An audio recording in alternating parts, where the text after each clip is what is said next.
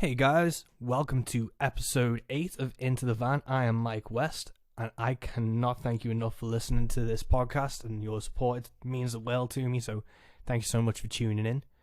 If you've been following the podcast from the beginning, I've been lucky enough to sit down with musicians, promoters, managers, comic book writers, and I really want to get a full spectrum of the creative mediums that I love and I'm passionate about. And I couldn't not talk to people in the podcasting field. This is a new podcast, so it's as much about me getting as much knowledge and insight into the format as I can, while also sharing it. So if you're new to the podcast game or you want to start one, just do it. I 100% believe you can. And yeah, just put out something that you believe in and something you care about, and just try and make the world a better place through however you want to change it. This episode is with Pet Patsilivas from the Caged In podcast. Of course, I'm going to pick someone who has a Nicolas Cage podcast. I'm a huge fan of the actor. I've seen a shit ton of his movies, and this just seemed like a logical thing. I am going to be doing an episode of Caged In podcast, so keep an eye out for that. Make sure you follow the Caged In podcast wherever you listen to your podcasts. Follow them on Facebook and Instagram and Twitter and all that good stuff. I'm super excited to get this conversation on the way. A caveat and a quick warning, or a quick, non-warning. This isn't exclusively a Nicolas Cage talk. We don't talk for an hour about how great he is, how much we love his films, how diverse his films are. That goes into it a bit, but this is a podcast advice podcast as well. This is about booking guests, expanding your audience, promoting yourself on Twitter, promoting yourself on social media. There's a lot of things in this that aren't just us kissing Nicolas Cage's ass for an hour. So I really hope you keep with this podcast, and hopefully you'll pick up some interesting things. But for now, let's get on to the sponsors, which of course are very limited because it's just me. So today's sponsor is, of course, The Next Life, my record, which is coming out on August 7th. We've got the single Rock Ferry coming on July 10th, and I can't wait for this. We've approved the test pressings. They're getting printed now. We've approved the artwork for the CDs. They're getting printed now, and it's all on its way. The only thing we can't do is actually play a live show for you yet, but hopefully down the line we will be able to. If you haven't pre-ordered The Next Life yet, I'm going to put a sample in now, and I hope you'll dig it. I hope you'll head over to my Bandcamp or my store at mike333west.com and pick up a copy there.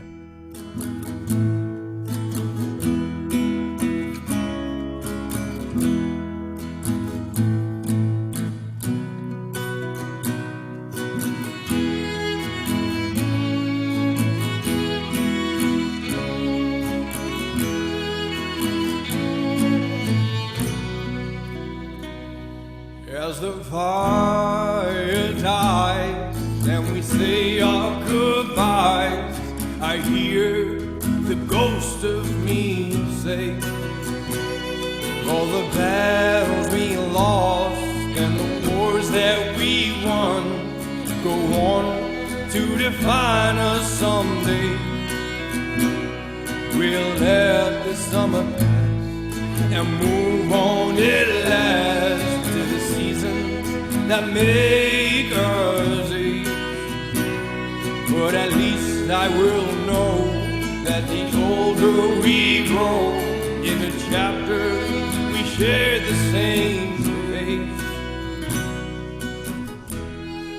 So there you go, folks. That is track 8 of The Next Life. That is for them. I wrote about my friends that I've grown up with for many years, and you can pre-order that track along with its 8 other friends on The Next Life, my upcoming record coming out August 7th.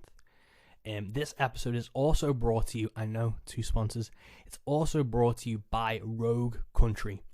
This is an initiative me and some of my artist friends have set up because we don't feel that the UK scene represents ourselves and our music and the music we like properly, and we feel that we can change that in our own way and start our own scene and start our own thing.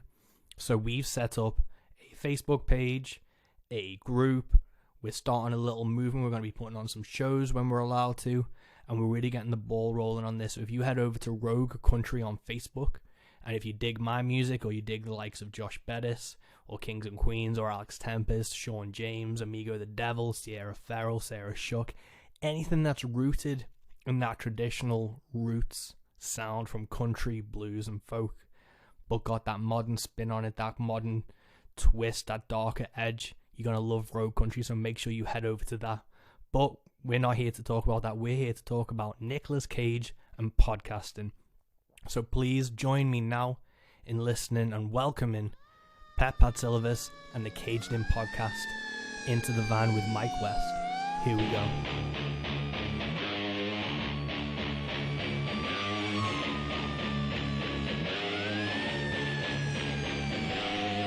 Welcome to Into the Van with me, Mike West.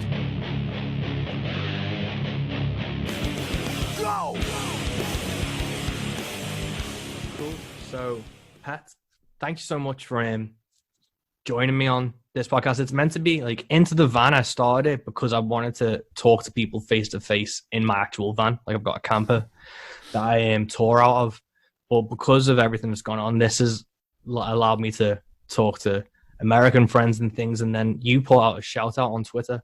I've been following you for a while from your podcast about wanting to be on things. So I thought this was the perfect opportunity too. But the Caged In podcast, how did that come about? And it's like, what's the origin story of it?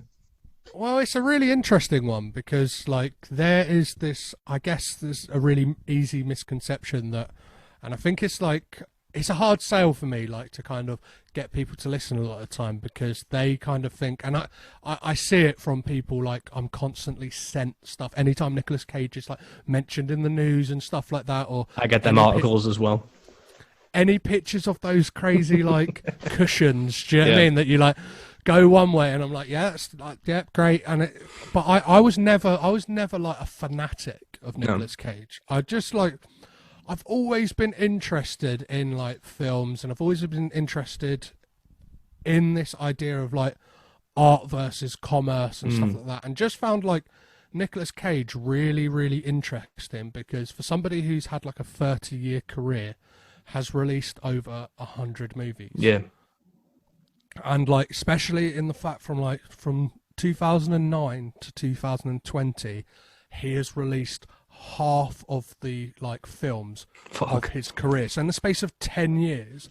And it was like, right, just solely on a longevity on doing a podcast, it's like, right, if I'm going to cover an actor, I've got a solid 100 episodes to cover them.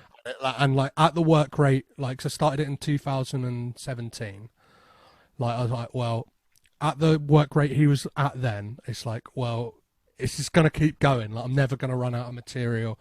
And like, yeah, I did it for a year, and then I took a 2-year hiatus. And then, yeah, came back this April, but came back with a veracity and just kind of what I like to describe as a Nicolas Cage like work ethic, in that I was getting to the point where I was like recording, I think it was 1 week, like with interviews and like episodes. I like recorded 10 episodes in 5 days, where I was just like every day, like an interview and a full episode, just or like 2 interviews. And I was like, I don't know. Yeah. But back to the original point of why I started it was I found him so fascinating and like, I don't know, like, wanting, like, I'd kind of become a bit of a recluse at the time anyway, and was like it really into podcasts, kind of like got into them, I don't know, like 2013, 14. I think it was like around the advent of distraction pieces, like the Scroobius Pit podcast, like got into that. I'd like dabbled with like the Gervais podcast back in the day, but that was kind of like an anomaly in on itself, because like it was kind of, they were doing it before there was this like, or now it's like, do you know what I mean, everyone and their mum's got a fucking podcast.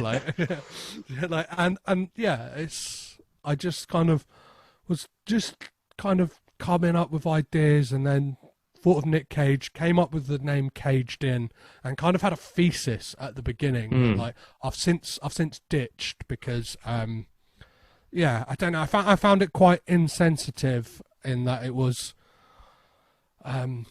if I watched, like, because obviously Nicolas Cage was known for being this crazy, like, unhinged guy, and I guess like the narrative, like the podcast in a way has this narrative that I'm quite mean at the start of the podcast. It's almost like it's a chore to do it and every 10 episodes I took a IQ test to be like, is this rotting my mind? Like, am I going to go insane like this supposed insanity of Nicolas Cage throughout it? And like, not to go too deep, but like the reason I stopped the podcast for 2 years was like I had like somewhat of like I don't want to like say mental breakdown, but like had very, very severe like mental health issues, and like I was like, I don't really want to like I like going through that myself and just kind of reflecting on it and going through therapy. I was like, I don't think like that's the angle I want to take, and like had some big like life-changing things that happened within like the 2 years of not doing the podcast, and like I don't know, I've kind of come back with like, I feel like I'm a better podcaster and like a kinder podcaster on Nick, and it's I don't know, I guess for people who haven't listened, like it's quite nice in the fact that I've like warmed up to him, and like over the time, like my kind of like angry exterior has melted down, and it's kind of this warm glowing affection for Nicolas Cage. And like I think he, like, now I'm like, he is one of the best actors like of his generation, maybe of any generation. Like he's fantastic. That's the man, because like I've like loved Nic Cage and his films since like high school, because that was me and John, who I've had on this podcast. We've obviously been like friends since high school, and it was kind of like from the Channel 5 days of being a kid and seeing the action films. So you had like Snake Eyes and Face Off and The Rock, to then go into high school and then be like, you know, you kind of want to be more critical and analytical of things. So then you start watching things with a different like point of view. So we just were watching Nic Cage films, and you've got the full spectrum. And it was just before his direct to DVD like explosion. So we had some really boss films to watch that we really enjoyed.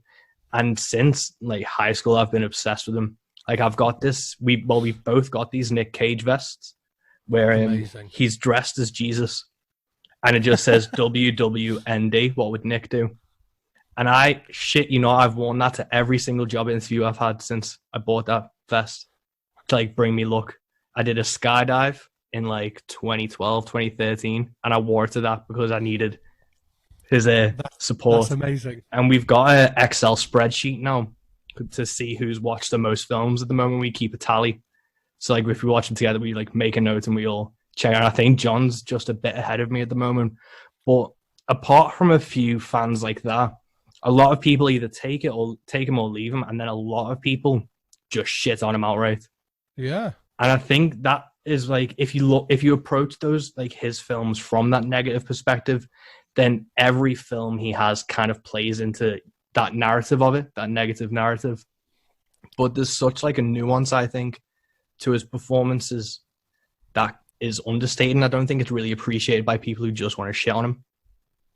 Well, for me, it's that thing that he doesn't just like, they think like he's had financial troubles and he's kind of doing it just for a quick buck, which like to a degree, like there are questionable movies in his catalogue as to like the thing, as to like his like reasoning for doing it, but within those periods, so the early 2010s, there is like straight to DVD movies, but within that, I would argue there's still really interesting stuff, and like, he's doing really interesting stuff. Like something that I thought like, and it's case in point why I should never judge a book by its cover. There's the movie Stolen, which like has this awful front cover of just like an explosion and like Nic Cage running. Yeah, and like again, which is like a topic that comes up on the podcast a lot, because he's a man who's like in his older age, like does not look good running on film. Like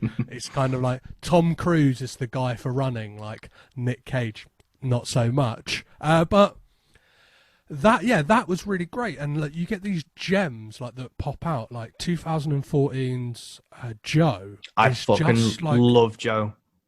When people say he hasn't brought out a good film in years, that's the first film I always recommend.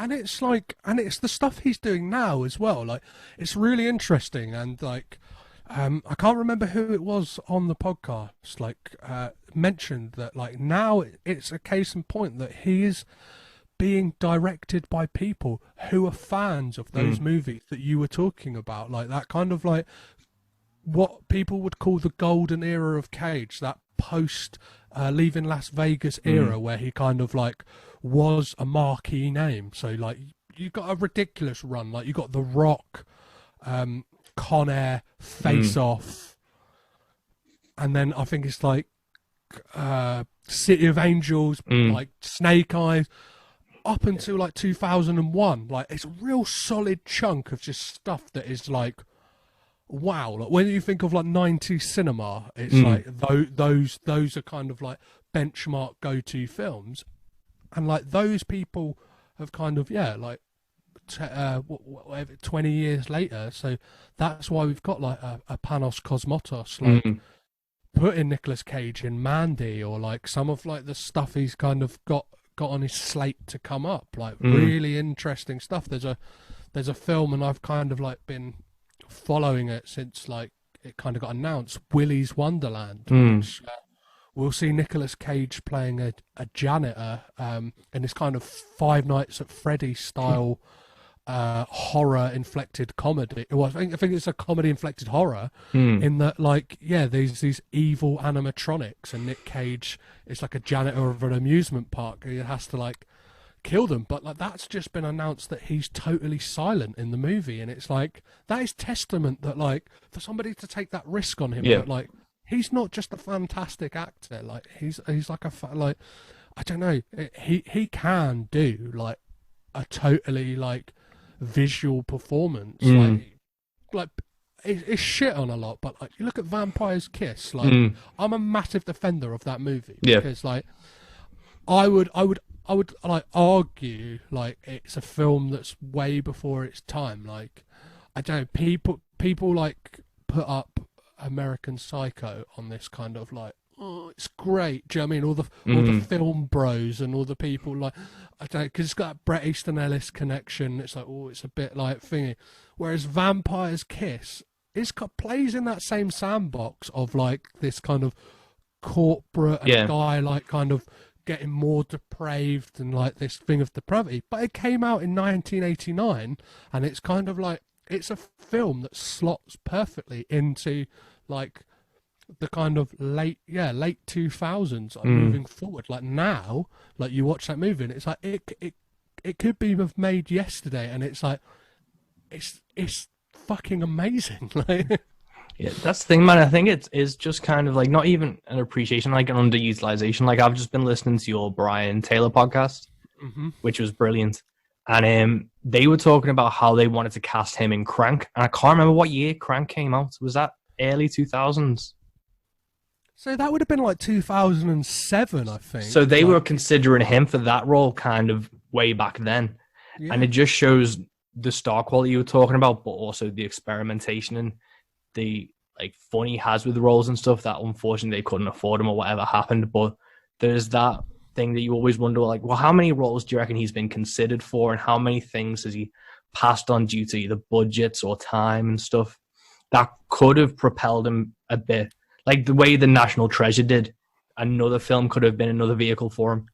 Well, there's a perfect example in that, like, there's back to the point of like he's chasing the like mighty dollar like all the time.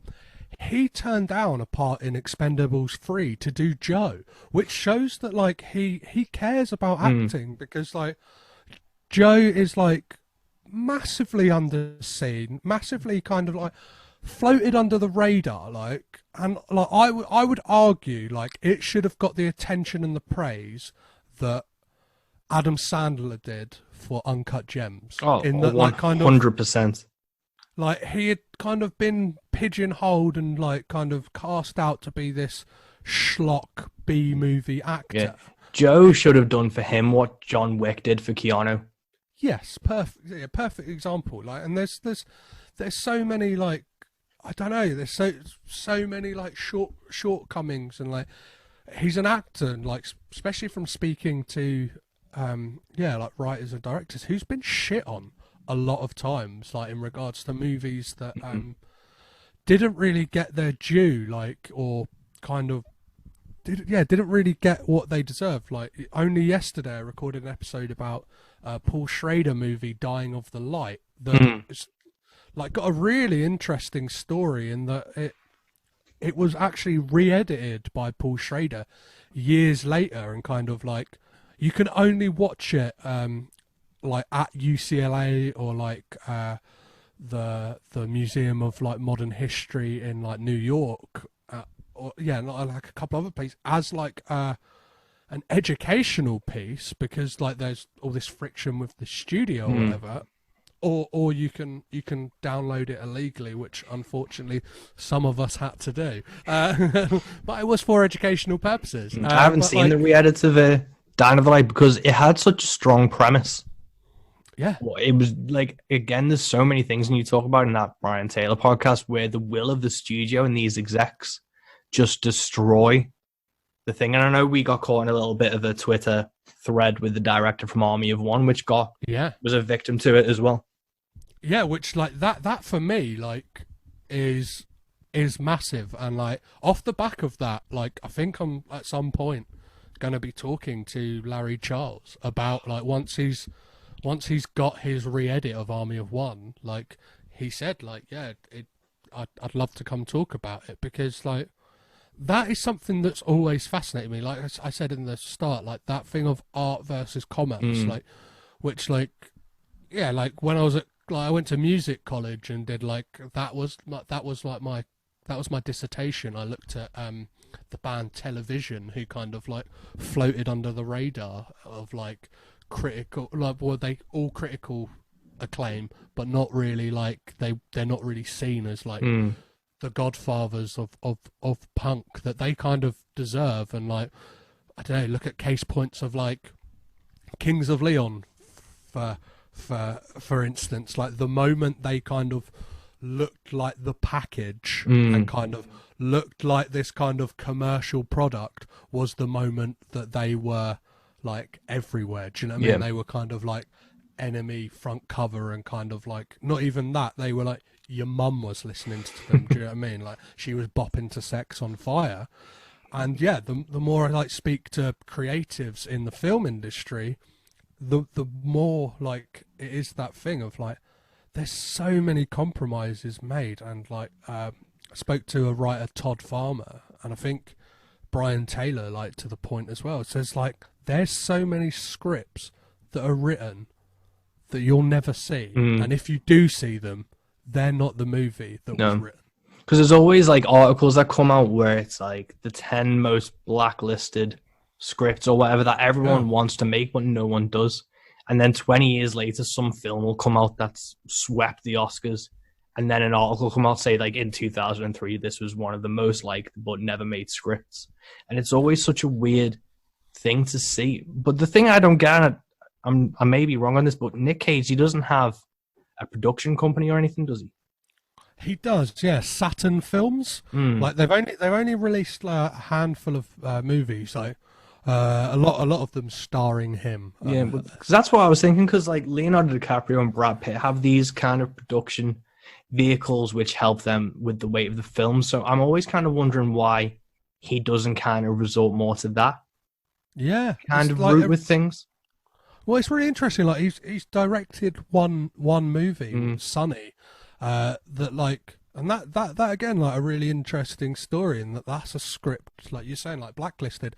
He got in like the 1980s or like the early 1990s, and then kind of nobody wanted to make it, and then I think that might be the first release on like through his production company, but yeah, from like, without looking, I think there's only like a roster of like 5, maybe 6, 7 movies that were released like through his production company. And like, yeah, you mentioning like Brad Pitt, like I think somebody like mentioned the other day, I saw online, he's produced more movies than he's acted in. What? And it's like, yeah, like he's kind of, and he's doing it to a really good degree that like, the movies he is producing are not only just like he's like doing some really great movies, but like movies that have like a message. Do you know what I mean? Like, yeah, like Brad Pitt is one of the producers on 12 Years a Slave. Like, and I guess like that is why like he's I think he's in it as well, because that as well, to get even more funding for that movie, like he'll be like, well, I will have a cameo, or I'll have a small part in that movie, because like to push like the cachet of like a relatively unknown director at the time in Steve McQueen, like to get that movie and tell that like that very vital story at that time, and like, well, when we're speaking now, even more so. Yeah. Like, yeah. It's a weird one, because like if the things he's going to kind of are going to direct to DVD anyway, he could really kind of take a more hands-on approach, like with Kevin Smith and how he did Jay and Silent Bob Reboot, where they got it funded and then they went on a roadshow with it, and they kind of did it that way. There's different ways that I don't know if he's just because he is an actor, like, or he sees himself as an actor pure and simply doesn't want to meddle with anything else. Well, yeah, I think it's that thing that, like, obviously, I don't know, like, he's a very, very private guy, like, do you know what I mean? Like, and when you do see interviews with him or read articles or interviews, they are predominantly, he is talking about acting. It's either he's talking about his love for like German expressionistic like acting, or like, do you know what I mean? He's very happy to talk about the roles he's done and stuff like that. But I can only think like he's probably been burnt by the industry. Like, obviously, like, it's very well known that like his manager didn't pay the taxes that Nicolas Cage owed, and that's what kind of led to this boom of VOD or straight to DVD movies of the early 2010s. And it's like, I guess it's that thing. And yeah, you look at the films he has like on his production company. One of them's Next, which like I love Nic Cage, but like that movie, I will take a hard pass on, please. Oh, really? That's the one where he can see like a few seconds into the future, isn't he? He's a Vegas magician. Is that one? Yeah. With Jessica Biel. But it's got like, I don't know. I don't want to spoil it just in case anyone does want to watch it. But like, it's got one of the cardinal sins you never do for an ending. Like, yeah. Like, fuck it, I'll say it. It's got that it was all a dream ending, which like is the perfect way to like puncture any kind of art, to be like, well, this is a load of bullshit. Like, do you know what I mean? Like, I think we all feared that was going to be the end of Lost, but like it was even more disappointing than that. Like, yeah, I think the only film of his that I kind of will pass on is Bangkok Dangerous. I've seen everything else and I'll always give a go, but I've seen that a couple of times and it's just a chore. But I think that's the only film for me that's like the one that I'd consider a bad film. Yeah, but even with that, like, I don't know.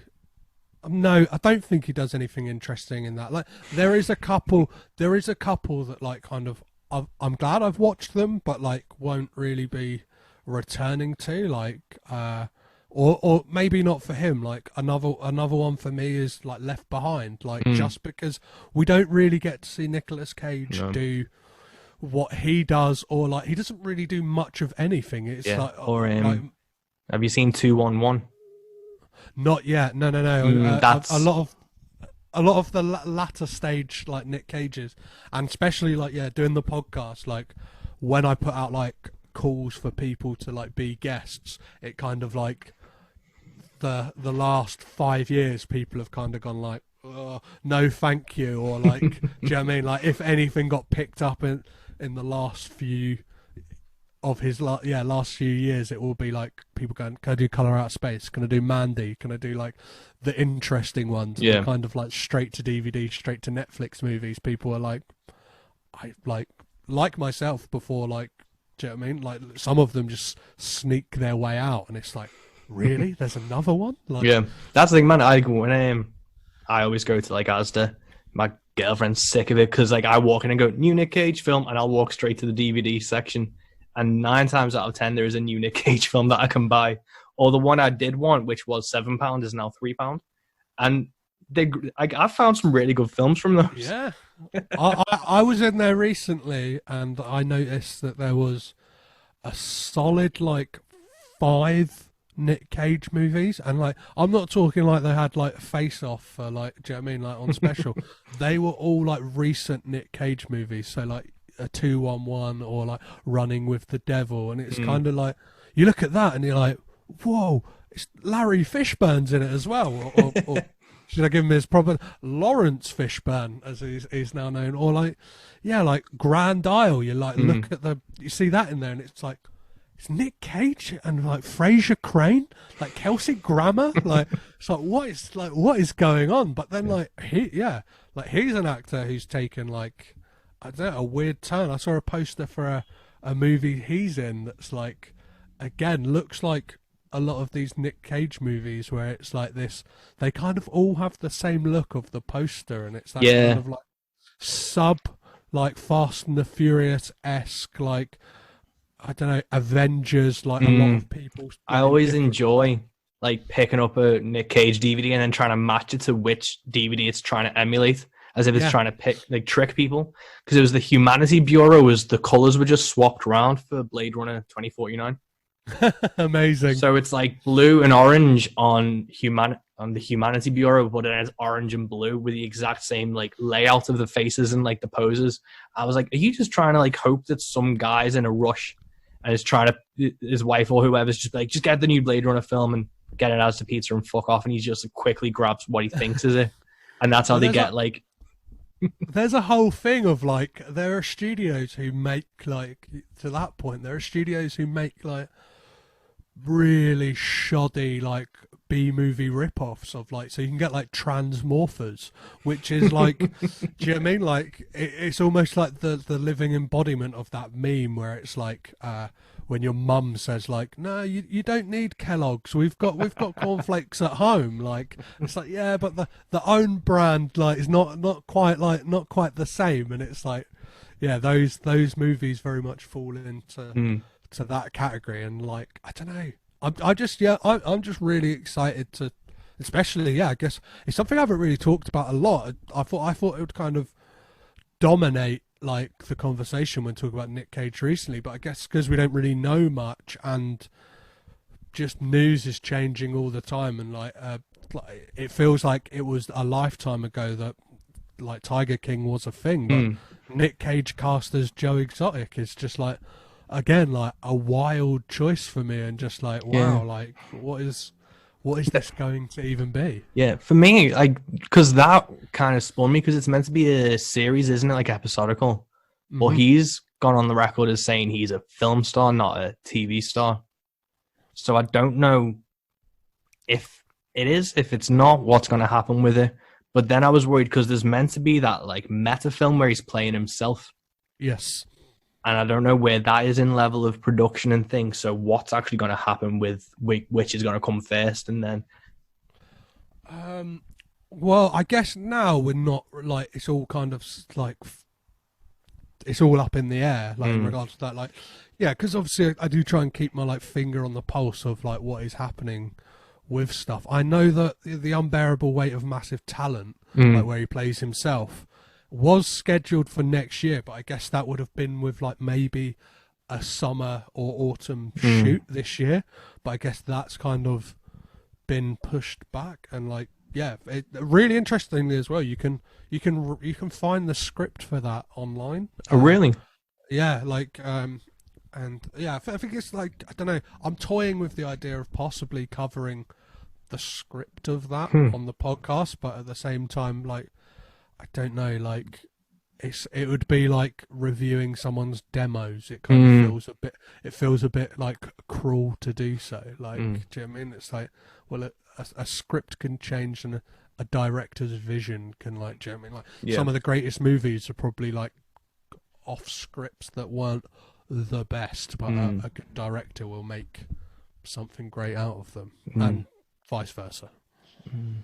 Yeah, it's so interesting, man. And like, you're my first podcaster guest on this. I've had like comic writers and musicians and things. So I also wanted to kind of get into the nuts and bolts of the podcast scene. So you obviously started in 2017 and took that hiatus, but how did you get started with the actual podcast itself? Like, what gear and like where did you first set up like shop? So I've always kept it pretty like DIY in regards to like setup, and it's been the same. And like, if anything, I've just got a bit better at like processing the audio. Like, and I've tried to live by the rule of like, if I can get like the best kind of audio going in, like, then it's less work to do on the other side. But as I've kind of got into it more, I'm like, oh, like, yeah, like this year I treated myself to Logic, like, because I was doing it. I got like an M audio interface, again, not massively expensive.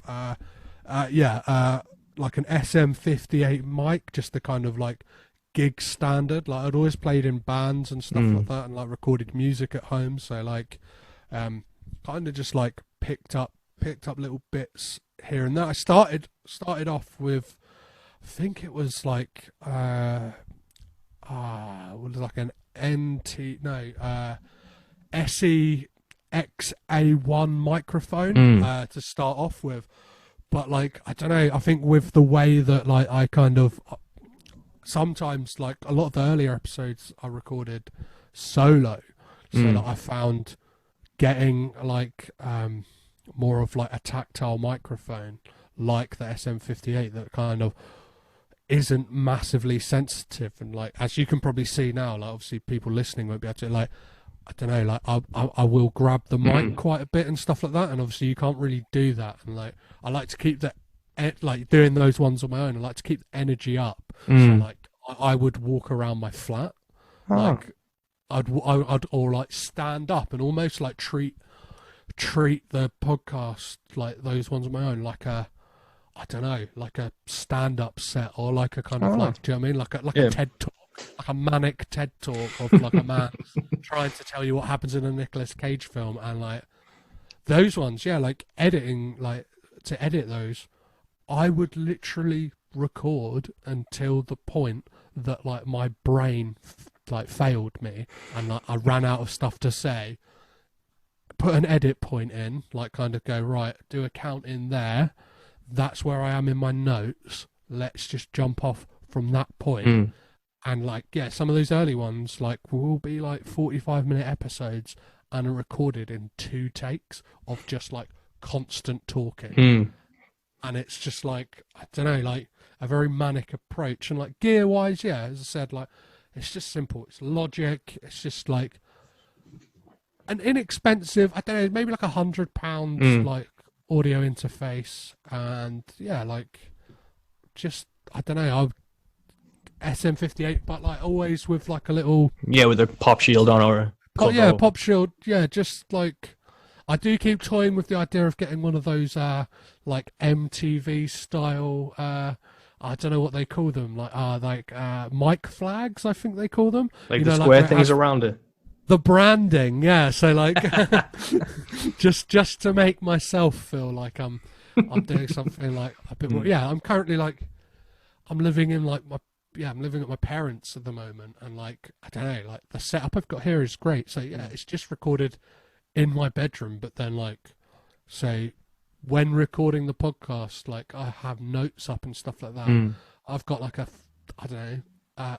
38-inch TV that I plug my laptop in, so I have like a second screen. So I've always just been very like, what have I got that I can kind of make the podcast work? And I think that's the joy of making podcasts is you can do it as like inexpensively or as expensively as you want to. Like it's kind of, you can put in as much money as you want to, and like obviously there is this thing like you want the audio to sound good, but like I don't know, I've always took the approach like aim for the content, like first of all, like I don't know, like but then in the next breath, like there's like the early Caged in episodes, like audio wise and stuff like that.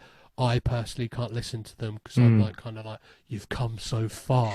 But like I've always had this like, I don't think podcasting like is a weird thing in that like obviously yourself, you're like a musician, like you can practice your songs and like you can kind of like demo them and you can present them to people when they're a finished product.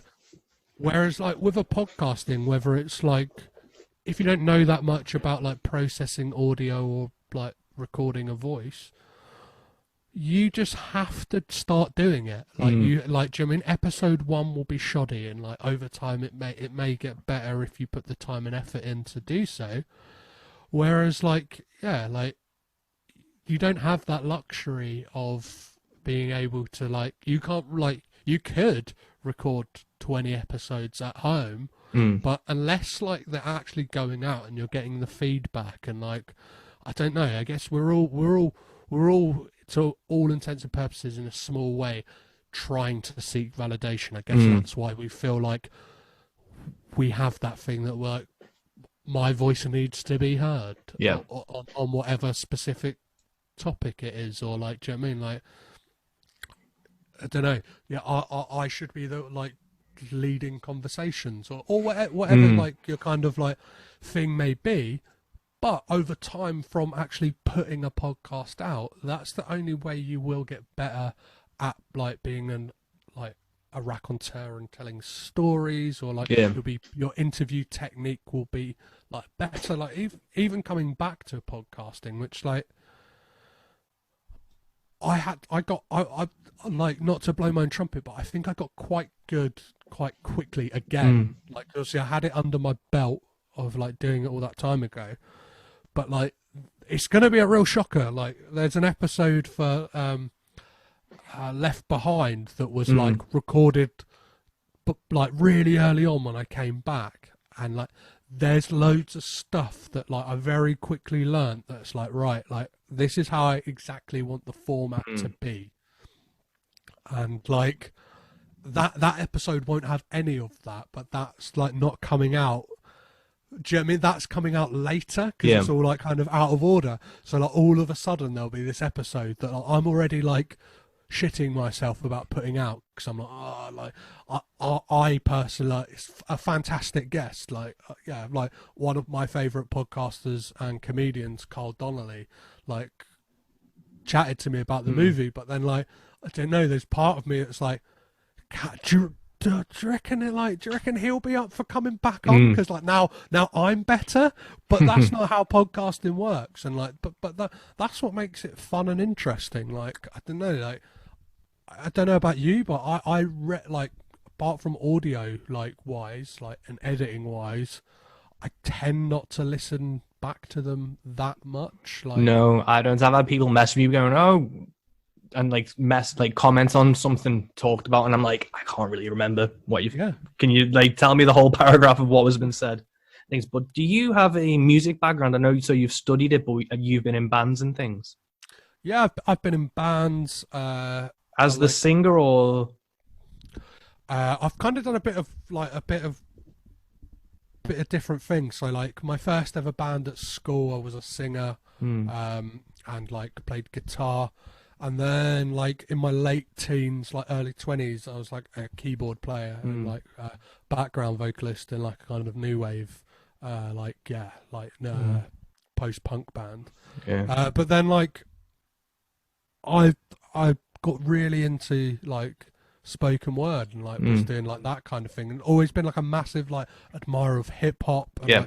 Like, in my spare time now, like, I mess around with like just making like sampling songs and like making hip hop beats and stuff like that. And like, I don't know, I'm not sure if you must have heard the like Caged in like theme song, like kind of hip hop, like like I mess about with stuff like that. So like I've actually got like a plug-in or like a kind of VST keyboard that is just all Nic Cage screaming, which is like something I made, like, and like I don't know, I find that really interesting. Yeah. But yeah, I do have a music Because background. Yeah. that was kind of like what I was going to make the point of, and I think you might agree with me, but I think for myself, what gave me the confidence to do a podcasting thing was performing live, performing in front of any amount of people has given me a confidence and a way to talk in front of people and to talk into a microphone as well, that I think people who may be starting podcasts and haven't had that live experience have some trepidation about. So I think it's the same thing. And I think that's how I kind of assumed you had a music background, is the same way that like Scroobius Pip obviously started in music, is people have this, not a natural talent, but it's a refined talent because of being in music and being in front of a microphone, that I think lends itself really well to podcasts. It's the same thing with like obviously like Joe Rogan and Bear Kreischer and stuff, being stand-up comics and being in front of a microphone. Well, that's something like I've like dabbled in as well. I've like kind of got this like scattergun brain where like I don't know, I'm like all the things I love, I'm like I want to try it. Like, I love music, and like it's that thing with me with music. Like I kind of learned like in my early 20s, it's like I'm not like the best at my instrument and stuff like that, but like I'll be a hobbyist, and like I like that's not something I want to pursue, and that's the freedom with like podcasting is like. It is something like if you kind of are passionate about something and you can put the work in like quite solo. Do you know what I mean? It's talking at the end of the day. Like you can, like anyone can, like with anything you can practice. Like, and it's, I don't know, something I've always talked to people about films or music or whatever. I love those kind of late night conversations with people and kind of really like digging, picking the meat off of a subject and stuff like that. So yeah, and like I've done a couple of like open mics. Like partly it was, I don't know, one was like, what would that be like? And I did it to be like, well, if I can get better at doing that, I can get better at being a podcaster. Yeah. So it's almost like trying to like feed, like, do you know what I mean? Like everything just kind of like life experiences and talent kind of all just feeds into like every passion. So it's like I've written stand-up bits and I've got like a phone full of notes and stuff. I've not done it purely because I just don't have the time at the moment, but it's something I've always enjoyed doing, and I'm a huge comedy fan, so it's something I'd like to do, maybe something down the line. But even just that writing aspect of it and doing spoken word writing and things, it all kind of funnels down into like that one base skill, I think, that you can use across all mediums. Well, yeah, I often worry that, like, I don't know, like, am I kind of like spreading myself thin, or like, is it a thing of like, I don't know, is it like a thing of like anxiety and like, I've kind of worked through like things of having like low self-esteem and kind of have this thing like I'll happily like fail on something before I've even really like kicked off on it. Do you know what I mean? So like when like for me, like the fact that I've like done the podcast for so long is like I sometimes go, oh, it's like, it's quite good of you, mate, that like instead of going like, oh, it's really shit, like before people have told me it's shit, or like I don't know, yeah, so like that's always been like a slight problem for me, in that like I don't know, like I'll lack the faith in myself that feeds into that kind of thing of like, I'll try this for a bit and then kind of like, I don't know, I'll move on to this, and kind of like I'll dip my toe in without like just going, fuck it, like let's get immersed in this, in whatever it is, and stay in there. And it is, I don't know, I guess it's that thing when you've got other stuff to do, you kind of get inspired on like the other things. I'm not sure if you find it, like if I'm like making music, like, or like I'm kind of fed up with like chasing leads on like podcast guests, like kind of doing research, I'll be like, you know what, I've been listening to this old like 70s soul song, and I can really hear a way that I can like chop that up, like, and then like that's like the rest of the day I'll be doing that, and then like I'll wake up the next day and then like be refreshed and be like, oh, actually no, I really want to kind of like get back into like doing like a podcasting thing, or like, yeah, recently I've started like writing, just again, like I want to kind of tell stories like that I have like from doing the podcast that I don't think warrant like being in. They don't quite fit in the podcast. It will either be like, do you know what I mean? Like, I don't know, a really long intro which kind of like derails from the point of the film itself, but then like, I don't know, yeah, like run-ins with like directors and stuff like that. Like I had a run-in with like the director Yui Bowl. I'm not sure if you're aware of him. He directed like a lot of like video game adaptations. So, oh, like, really? House of the Dead, I think Dead or Alive. All of them are absolute dog shit. Like none of them are good. But like, yeah, like had kind of like these weird exchanges like over Twitter and email with him and his people, and it's like, yeah, I could do that as a podcast episode, but like part of me is like, I'd love to flex that like writing muscle, and again it all feeds into the same thing. Like this, it's a way, like, I don't, not to sound like, I don't know, like I'm just like, oh, it will bring me more traffic to the podcast, but it's like that is a part of it. Like, yeah, people will find the podcast through that, or whatever. Yeah. But at the same time, it's like,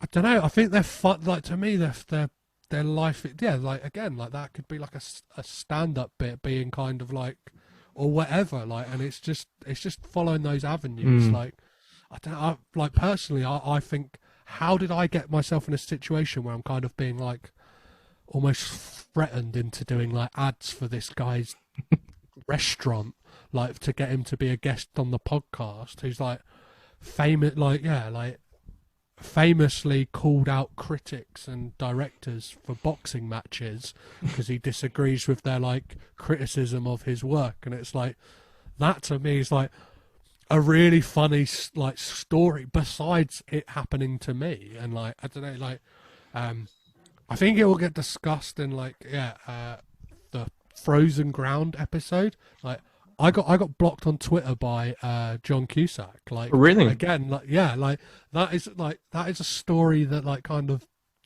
can be told in the podcast. And like, it can be told right now. How did you get blocked by John Cusack? I don't think it's very hard to get blocked by John Cusack on Twitter. He seems to be quite an angry guy. And again, somebody like I used to love. That's a whole nother thing, because I don't know. Like, as I've got older, I used to love High Fidelity, the movie, and like kind of as I've got older and reassessed that movie, I don't think it personally like stands up, and kind of like the messages on like relationships and stuff like that. Like, I don't know, I think as a teen into my early 20s, I was like, I love Rob Gordon, like I am him. And then as you get older, you realise, oh no, he's pretty much the villain of the piece. Like, and there's like I guess the Hulu like gender swap like remake series is kind of them going, yeah, like the film is a bit like eggy in places, like in regards to its sexual politics. But that besides the point, I had a guest on my podcast, a guy called Martin Huckster, who told a story of how he got blocked on Twitter by John Cusack. Again, a very like innocuous story of just like he had said something like very harmless, and John Cusack took it the wrong way, and that was it, gone. And I was like quite naive, like quite like maybe like in the first 10 episodes of the podcast, I was like, what would be a fun, like, and I've always like, that's the thing, I've got my tongue firmly in my cheek a lot of the time. I just put out like a tweet that I thought was just like, I thought nothing of it. And I remember the day I was laying on the sofa watching Catfish, the TV show, on MTV, and like all of a sudden my phone was like blowing up, like, do you know what I mean? Like all these tweets coming in, I was like, oh, what the fuck? I was like, and this is like, I don't know, cancel culture wasn't like that big in 2017. Maybe, I don't know, maybe it was like, maybe the hipsters knew about cancel culture, but I certainly didn't. I just thought like, oh wow, maybe this is it. Maybe somebody's like really got behind the podcast. It's like, oh no. John Cusack has replied to a tweet I've put out, which was, listen to this week's episode of the Caged In podcast to hear how my guest at Martin Huckster got blocked by at John Cusack. And I was just met with a tweet that said, or you could ask me. And I was like, oh, fantastic. And like, obviously, like, my natural tone to go to was like, again, tongue in cheek, a bit like sarcastic, was like, well, great, John, I would love to like chat to you about like what happened. Like, if you like, if there's any chance like we could like maybe like have a chat via Skype, I could get you on the podcast. I'd love to talk to you about like working on Con Air as well and like the frozen ground. But that was just the tip of the iceberg, because it wasn't just him who had like kind of, because he's got this thing of quote tweeting a lot of people. So I had this just barrage of people literally calling me like the biggest piece of shit, like saying like you're looking to like use John's name to get people to listen to your like shitty podcast. And I was like, that like I'm not that cynical, but more importantly, I'm not that smart. Like, do you know what I mean? Like, I'm just like, I'm not that, I don't know, like, I'm too anxious to like live by that. Like, all news is like, yeah, all news is good news. Yeah. Like, I don't know. Yeah. Like, yeah, I don't have the balls or confidence to like court controversy. Yeah. I got a tweet or something to just like incite people and then hope that some traffic will come to me. I put out like quite an innocuous tweet very recently that got quote tweeted by Scroobius Pip. And like his like initial tweet was like quite like, I don't know, to be like, oh, woe is me, but like it was regarding the Black Lives Matter movement. He'd put out a tweet that said about like a lot of companies seem a bit like, do you know what I mean? Like it either seems like hollow gestures or they're not doing anything. And like obviously like at this time it was like maybe like a week or so after like the initial like George Floyd incident, and like kind of like I'd personally been like educating myself and like, do you know what I mean, like putting whatever I can, like spreading information that is vital out there. But it was like I replied saying, oh, one company who really seems to care is Ben & Jerry's. And like from listening to his podcast, I know like he's done episodes with Ben & Jerry's and always talks about Ben & Jerry's. So I got quote tweeted being like, if the first thing you say about like what's happening is like to congratulate a ice cream company, well, that's like pretty shit based. Like, I'm paraphrasing, which was like, and I like that again, like I was like, that sent me into like a panic, like yourself. Like, I don't want to cause any controversy. And like very shortly after, like to his credit, did like a tweet that was like an edit to say like, this isn't the first thing that like this guy said about like the Black Lives Matter movement.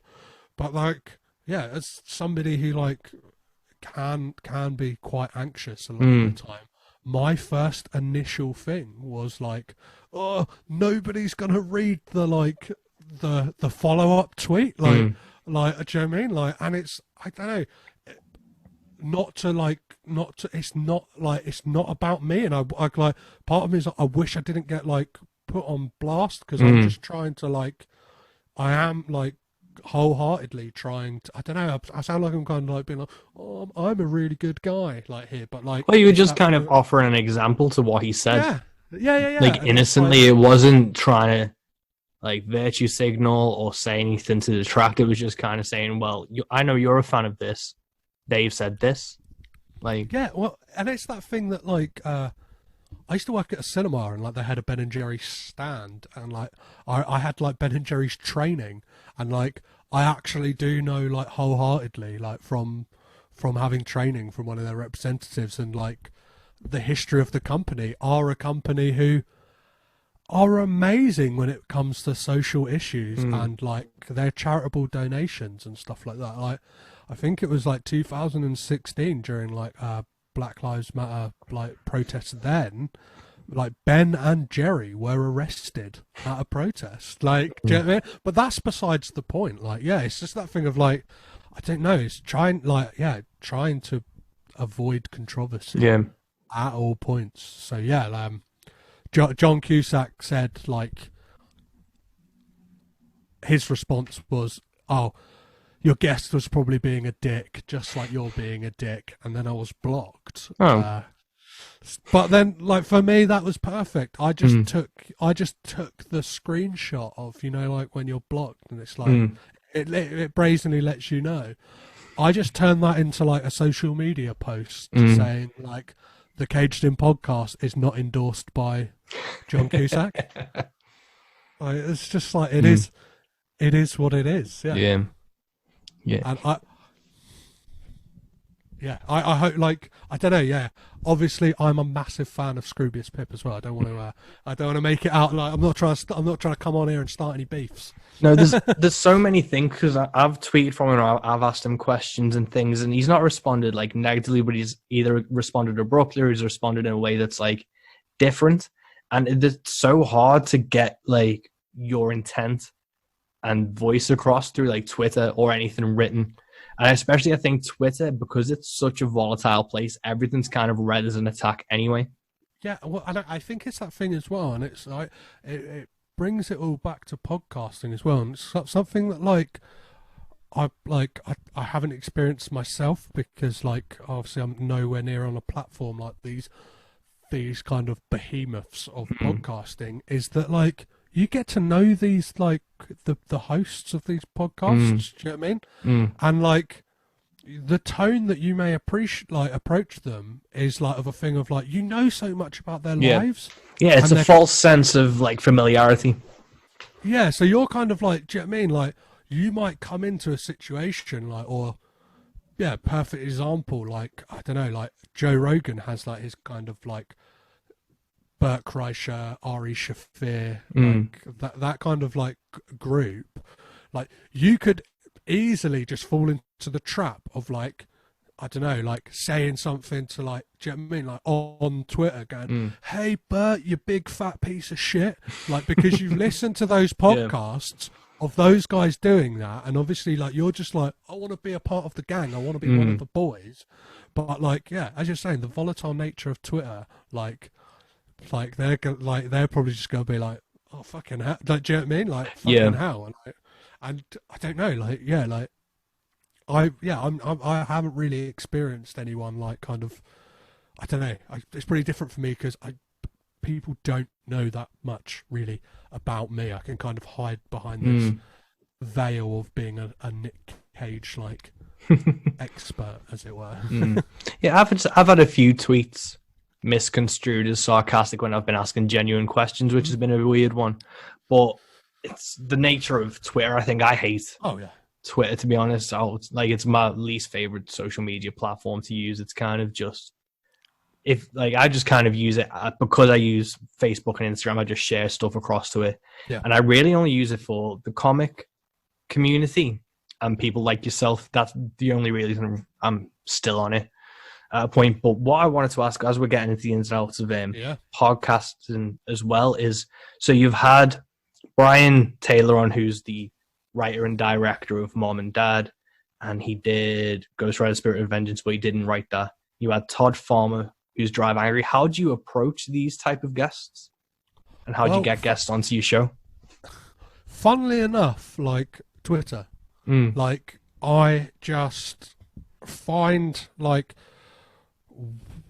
if they've got a Twitter account, like I will just like give them a tweet, like or like I will kind of hook or crook, just try and find ways that I can speak to them. So whether that's, I don't know, like I've contacted people's agents, like I just kind of like look for it, and it's quite easy. Like I would say to people out there, like if you really want to get a hold of someone, like Like you can do it like above board, like without that sounding like sinister. Do you know what I mean? Like without sounding like if you want to get hold of them, like you bloody go around their house and go through their bins. None of that. It is just all like tweeting. So like I had, and I guess like once you have one guest on as well, that it gives itself like a validity or a weight to it.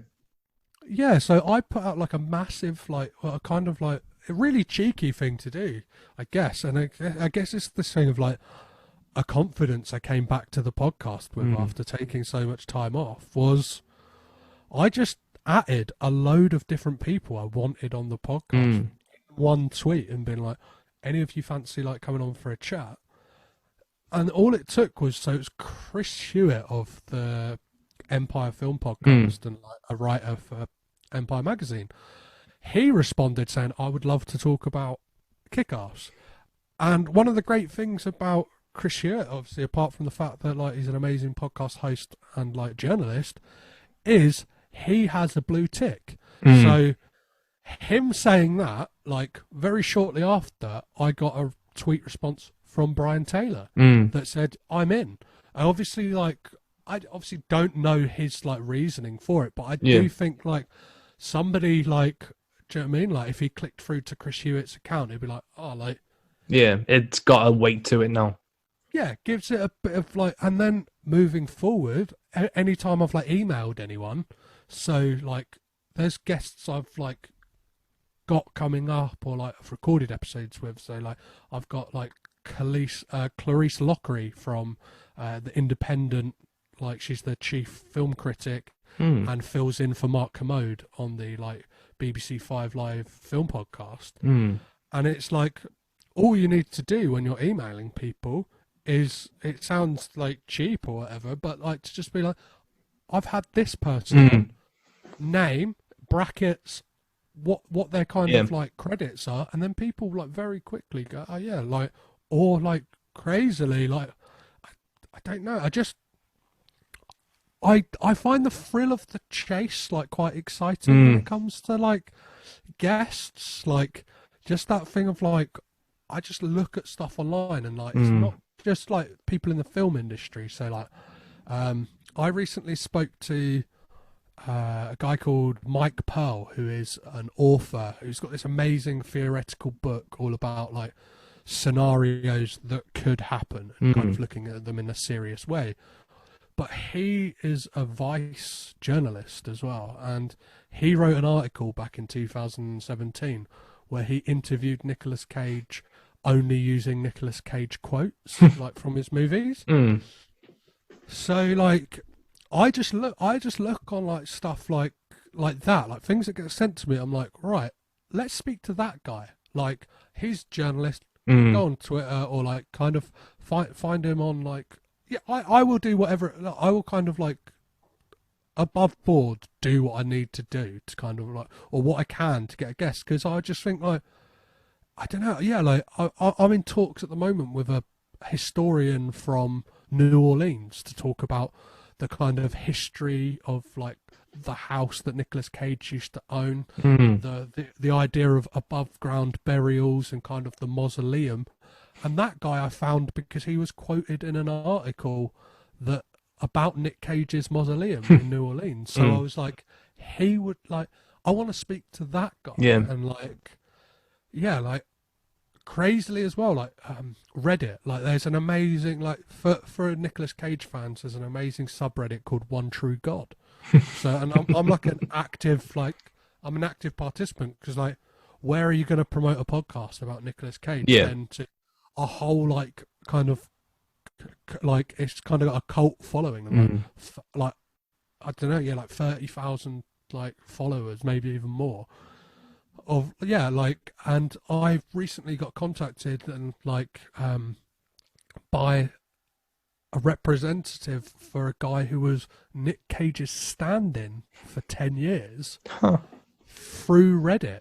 So like, that one's like kind of fallen in my lap, and like in an email exchange, like kind of saying like they've been looking at obviously the fact that I am like I'm posting like episodes frequently, and like I guess they're probably seeing that I am getting these guests of people that, yeah, like have worked with like Nic Cage. So like, I don't know. I think it all, yeah, again, it all comes back into that thing. Like if you just persist with things, it all feeds into itself. And I guess weirdly, I planned to like start doing the podcast again before the pandemic. But then when it hit, like, I guess like when it came to like guests, like it wasn't until like I started getting them, it was like, well, people are more willing to do it at the moment because they're at home, and it's like, and yeah, I'm not pushy with it. If people say like, if I don't get a response, like you don't chase them for it. Then, yeah, I don't chase them. Like I don't know. Like I guess there's other avenues like you can take. Like I know IMDb Pro is like something like an avenue I've looked at, but I don't know. Yeah, it's just it's all quite it's exciting. You feel like a PI when like you're like I look through like IMDb or whatever and then go like, oh right, I'll Google that name or I'll find if they've like a social media presence, then like great, I will just I'll drop a message and then leave it. And like Twitter, if people have like open DMs, fantastic. Even though that is like an empty avenue a lot of the time, because unless they follow you, it gets put into like a request folder with those messages from bots saying like, do you want to have sexy time like right now? Like, yeah. So I guess like guests and other podcasters, like because I was thinking like, who's gonna like when it comes to actual episodes, like who's gonna know how to talk like, about something is people who do that themselves, like, and it gives me an opportunity to like listen. I don't know, I do have like a bit of like a process in getting like with guests. Like I've kind of I don't know like I will make sure I listen to people's podcasts as well before like being like come on the podcast. Like we said, like anyone can have a podcast, and like obviously not just like, I don't know, I kind of want to be confident in the way that like we will have a good conversation. Yeah, that's definitely the most important thing. Like what you're saying about chasing guests and stuff, it's really similar to what I've been doing in terms of getting support slots and things. And when you email people about it, a lot of it is trying to find out who the booking agent is, or if there's a promoter, it's trying to find their email addresses. And then you include a paragraph about like, so when I email people, it's like, I've supported Chris Shiflett from the Foo Fighters, I've done this, I've done that, I've done that. And it's kind of just doing anything you can to try and make yourself seem as a more legitimate entity. And I think it's a really interesting thing, because like I know for this podcast, a lot of it is people I know already, but then there's people like yourself who I'm a fan of and have a really interesting perspective and are doing something that I'm a big fan of in a medium anyway. So obviously, like if someone's doing a fucking Nicolas Cage podcast, I have to talk to that guy. Amazing. Well, it's that thing as well, like you saying about like that like writing that paragraph and just kind of like, I don't know, when it comes to like finding people, it's, I don't know, it's just, it's just an interesting like intro. I don't know, it's like an interesting pursuit. It's not like saying it's a hunt makes it sound creepy, but it's a pursuit, and it's trying to find like an email address or just an article that you can quote or just some little bit of information that gives you an in that can then spark up a conversation to try and get something out of it, which is a really important and interesting thing. I know as this podcast progresses, I want to try and chase not bigger names, but names that are slightly bigger that I'm really interested in and a fan of. So it's trying to find ways to engage with them as well. It's a really interesting process with podcasting, I think, especially like interview-based ones. Well, I've had it with people like ask me for like yourself, ask me for advice of like how to get these like bigger names, and it's like, I guess it is that thing of just try it. Like, what's the worst people will say is no. Like, and it's like, well, move on with your day. Like I was saying, or just like look for guests as well. Like somebody was talking to me about their podcast and saying like they were offered a guest. I think it was like Eric Roberts, like to speak to him, and I was like, well, even if like you're not like, even if that's not kind of like the remit of, or like you're a film podcast, so like if you've got that opportunity, take it. And like I'm kind of like in an interesting point now where I'm kind of getting up to date with Nicolas Cage's movies, in that like there's kind of like a new avenue of people I'm trying to talk to in regards to like, I'm trying to now talk to directors who I want to kind of like, that's like moving forward, I want to be able to get to that point where I can talk to directors like before the movie comes out and try and get to the stage where I can like be at that kind of getting screeners or whatever, or being able to, and again, like that is something that's like possible to do, like in the first run of this podcast, like you saying, finding out bookers and like who's putting stuff on. For me, it's a similar thing of finding like distribution companies. Like when Mum and Dad came out in the UK, I had the opportunity to see that at a press screening, but like all through just finding out, right, who's releasing it over here? Vertigo Films, right? Go on their website, PR email, boom, boom, boom. Get contacted by like a third party agency who are actually running the PR for that movie. Unfortunately, in my case, it was a matter of an email on the day whilst I'm at work going, can you be in London by 12:30? I was like, if you had sent this email yesterday, I could have swapped my shift. I would have like, do you know what I mean? Even if you'd sent it an hour before, my stomach could have all of a sudden taken a funny turn, and I could have been there. But like it's just about like podcasting, putting yourself out there. You're not ever gonna get anything. Like I guess a lot of people say this in life. You're not gonna get guests unless you ask. Yeah, exactly.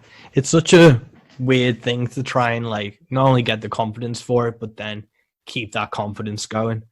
But it's such an interesting thing. I know I'm looking forward to it. I've got some names kind of booked in for down the line for this, which I'm excited to do. And it's just trying to keep engaged and talking to people that I enjoy talking to.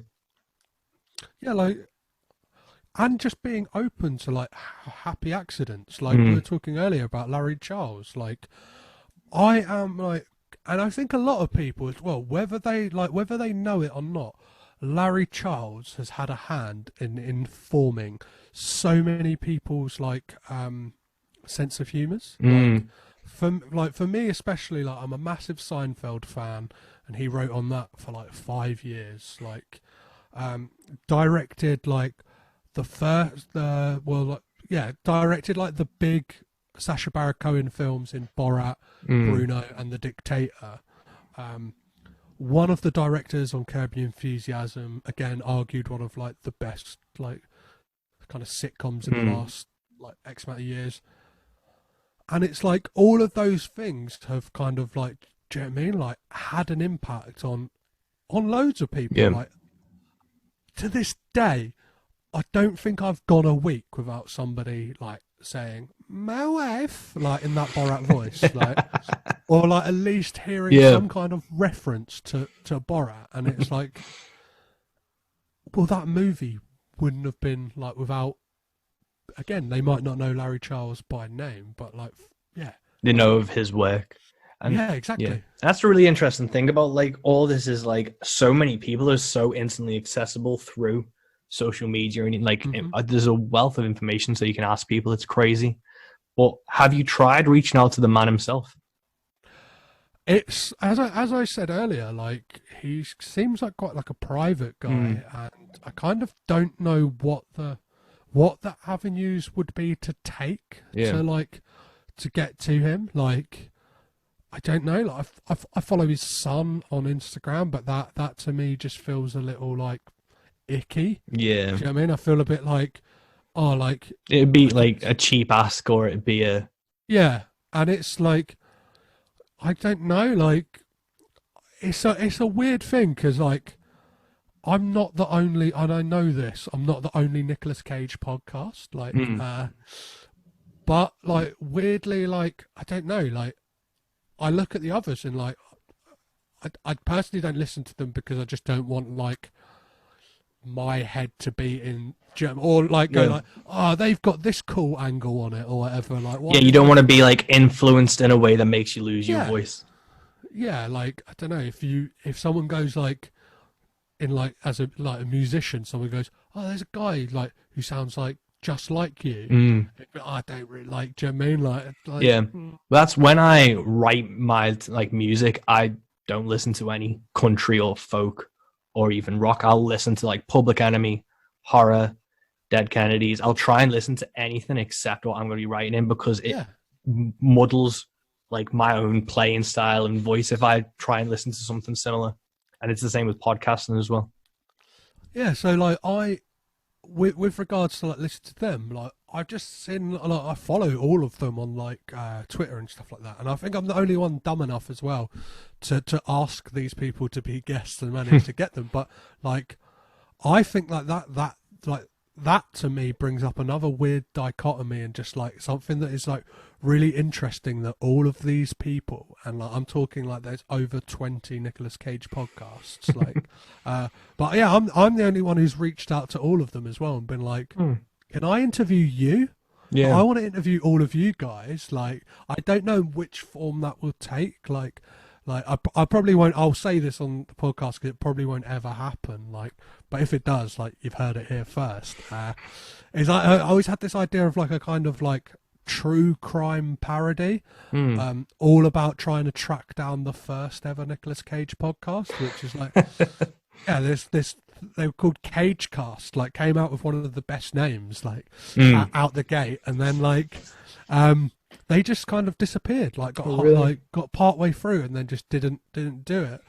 But I thought like, yeah, my thinking was it would make for the perfect like serial S-Town style like podcast series of like me trying to like track down, but in the whilst doing it, interviewing all of the other Nicolas Cage podcasts and kind of framing it in that like ask them about their podcast, but then like be like, so what do you know about Cagecast? Like they just disappeared like that, or and yeah, parody that like just because again like I don't like what's another string to the bow and like just have fun and obviously I'm running like 2020 has fucked all of us and like I'm fucked in the way that like Nicolas Cage is not out there making movies, so like this podcast has a finite date on it. Do you know what I mean? Like I've got a date on a Excel spreadsheet that says that's the final episode. So I've got to look for like new ways of talking about Cage, keeping it going, like, and or I don't know, pivot to another actor. But I just don't think there's somebody. It's interesting, man, and I've been wondering this about Cage. Is it like, did he self-isolate in the States? Is he down in Somerset? Like, where is he? Is he in this country as we speak? Yeah, I don't know. I don't like. That's what I mean. Like, like I've thought about. I've got friends of mine who are filmmakers, and we've talked about the idea of doing like a small documentary about trying to go to Somerset and interviewing all those people who he bought a drink for in that pub. Oh, I was so jealous. Yeah, but like, it like back to your initial question of like trying to contact the man himself. I just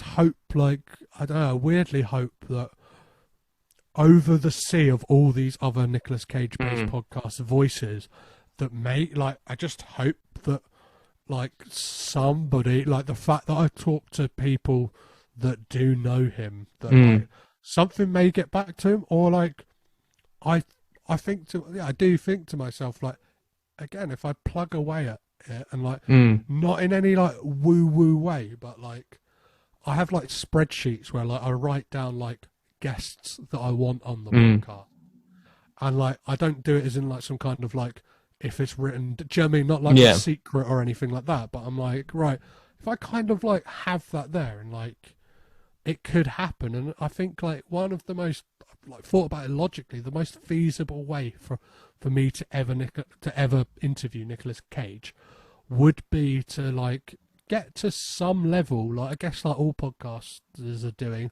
to get to that press junket stage. Yeah, I was just about to say, I think that would probably be the most successful way is whichever film he next does a press junket for, including the UK, is to get onto that.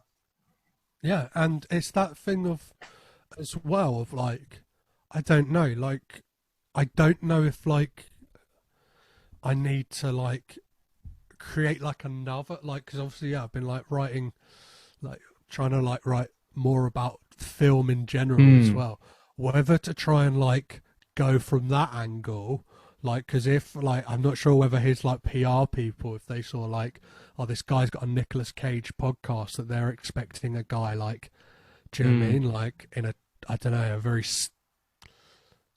Anaraki like stalker vibes. Like, but I think for me, I'd hope for you that then if they did their research and they'd look at like your previous guests, including like Brian Taylor and things like that, then that's gonna lend some huge legitimacy to it. Yeah, but I think like even if it was like I was given like a 5-minute like slot with him, like I don't know. I think from not that I know, like it's that thing. I don't have that over familiarity with Nicolas Cage, but I do think I know, like just from watching interviews and that, like what questions I would ask him that like I would hope excite him as well. Yeah, talk about those projects that like, or come at them from angles like talk about Vampire's Kiss, but not in this way of like, oh, what do you think about like Vampire's Kiss, that it's the most memed film ever in the world? Like actual questions that interest him and engage him in a way that gave genuine answers. Yeah, and like you would always hope that like the excitement and the kind of like the genuine and like deep like love for a film like that would shine through. And like, yeah, again, like I would like, I don't know, to kind of like in my head like plan out like having like spoken to like Brian Taylor or something like that, I would have that icebreaker. Do you know what I mean? I'd be like, man, like I know Brian, do you know what I mean? He told me about the time you guys hopped the fence like to look at your tomb in New Orleans. Do you know what I mean? And like, I would obviously hope that would like kind of puncture any like tension and kind of like relax him if I ever got to speak to him. I don't know. Like, I don't know. It's I like, I don't think it's out of the realms of possibility. No, I think it's definitely feasible, especially if it's like a press junket style type thing. But I've taken up quite a lot of your time at the moment, man. Yeah. So, you know, what is in store, obviously, with the Caged In podcast? Obviously, I want to be on it at some point, so that is definitely... Yeah, you're going to be on there, man. It's on the spreadsheet. If it's on the spreadsheet, it's happening. Man. For a Primal... Primal will be happening, yeah, and I guess that will be nearer the end of this year, like just from like kind of without looking at the spreadsheet on an exact date. Yeah, you will be on it, and like, we'll probably that will be. I'm not sure when this will go out, but that will be recorded fairly soon. I think this is end of June, beginning of July. I think for this episode, but amazing. So yeah. But what else is in store with the podcast at the moment? Have you got any other guests lined up? And what's your release schedule like? Is it weekly or is it? It's a weekly podcast. So every Wednesday, you can get like Caged In. So you can find that anywhere at Caged In Pod. So all the socials, and just Caged In on all the podcast platforms and stuff like that. But in regards to guests, I've got I would have already had, I guess, by this point, or will be having very soon, James Dormer, who is the writer of Outcast, like Nicolas Cage and Hayden Christensen film, kind of incredible, set in, like medieval times, and apart from that, like, yeah, there's like interesting guests on the actual episodes themselves. So as I've mentioned, Clarice Lockery. There's Anna Buyagutska from the Final Girls and the Next Supremes podcast, who's like a film festival director, and like has these two amazing podcasts, one about American Horror Story and one about the parallels of feminism and horror movies, which like I couldn't recommend enough. Oh, cool. Comedians, Carl Donnelly, Rich Wilson. I don't know. Some of them I'm really excited about, but don't want to say anything just to like jinx them. And fantastic, like an insight and a kind of like to a film. I got to speak to the comedian and actor David Mills, who auditioned to be in Mandy, didn't get the role. So he will be on the Mandy episode. Oh, amazing! Which is I like to think is a really like interesting and like fun angle on it. That like a theme that runs throughout Caged In is this idea of like things never like. I don't know. There's all these parallel universes of what could have been, whether it's Nicolas Cage as Chev Chelios in the Crank movies, or what could have Dying of the Light of actually been. And, yeah, what would Mandy have been if David Mills was in it as Brother Swan instead? So, yeah, that's some of the stuff I've got coming up, and I've probably forgot a load of guests, but yeah, just keep up to date on the social. Amazing. Well, I'll be putting links to everything from yours all over this episode, but thank you so much, man. Genuinely, like, as a new podcaster, this is only really, I think it'll be my 8th episode I'll release. It's great to talk to someone who's so far into it and so well versed. So it's been a genuine pleasure to chat to you, mate. So thanks so much, and I can't wait to keep on listening to it. Amazing. Thank you so much, Mike. This has been like an absolute pleasure to just chat about Nic Cage in like a different context. And yeah, it's been a really fun conversation. Just to kind of like, I've had an absolute blast, man. Oh, well, thank you so much. And there we have it. That's episode 8 of Into the Van, done with Pet from the Caged In podcast. I really hope you enjoyed it. You may have got a newfound respect for Nicolas Cage. You may hate him even more. The main thing is, though, we got through it together. So, if you have any other questions about podcasting, hit up me or Pet or anyone else. My email is always open, and, I really want to hear what you guys think about all this. I think we hit on some really great things about booking guests, and for me, this is definitely something I'm going to re-listen to for some inspiration and motivation when it hits me. Thank you so much, guys, for tuning in. I hope to catch you on the next episode, and until then, take care and stay safe. Peace.